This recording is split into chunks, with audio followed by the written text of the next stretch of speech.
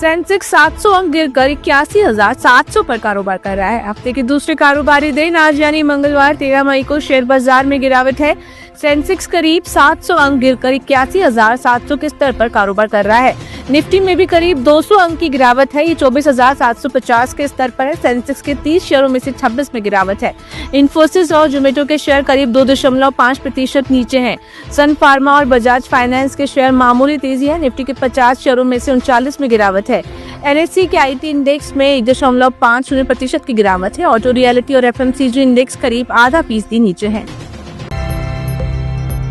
UPI service देश भर में डाउन। देश भर में सोमवार को यूनिफाइड पेमेंट्स इंटरफेस यानी UPI सर्विस टेक्निकल इशू के चलते डाउन हो गई। इस आउटेज की वजह से यूजर्स को गूगल पे, फोन पे और पेटीएम जैसे डिजिटल पेमेंट प्लेटफॉर्म से पेमेंट करने में दिक्कतों का सामना करना पड़ रहा है। वेबसाइट और ऑनलाइन सर्विसेज का रियल टाइम स्टेटस बताने वाले प्लेटफॉर्म डाउन डिटेक्टर के अनुसार करीब शाम 5 बजे से दिक्कत आनी शुरू हुई। वहीं शाम 7 बजे सबसे ज्यादा 913 शिकायतें दर्ज की गयी। जिनेवा में सप्ताहांत वार्ता के बाद अमेरिका और चीन के बीच हुए समझौते से भारतीय निर्यातकों को अपने पड़ोसी देश की तुलना में मिलने वाला शुल्क लाभ कम हो सकता है। अप्रैल की शुरुआत में अमेरिका ने चीन से आयात होने वाली वस्तुओं पर व्यापक जवाबी शुल्क लगाया था, जबकि भारत के लिए शुल्क कम था। अमेरिका 14 मई से चीन के उत्पादों पर आयात शुल्क को 145% से घटाकर 30% करने पर सहमत हो गया। इसमें फेंटनाइल पर लगाया गया 20% शुल्क भी शामिल है। दोनों देशों ने आज कहा कि चीन भी अमेरिका के उत्पादों पर आयात शुल्क को 125% से घटाकर 10% करेगा। नए उपाय 90 दिनों के लिए प्रभावी है।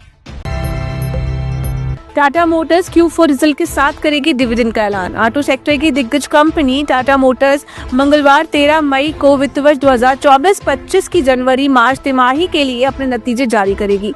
टाटा ग्रुप की कंपनी मार्च तिमाही के नतीजों के साथ डिविडेंड का भी ऐलान कर सकती है। टाटा मोटर्स ने एक्सचेंज फाइलिंग में बताया था कि कंपनी चौथी तिमाही के नतीजों के साथ डिविडेंड भी रिकमेंड करेगी।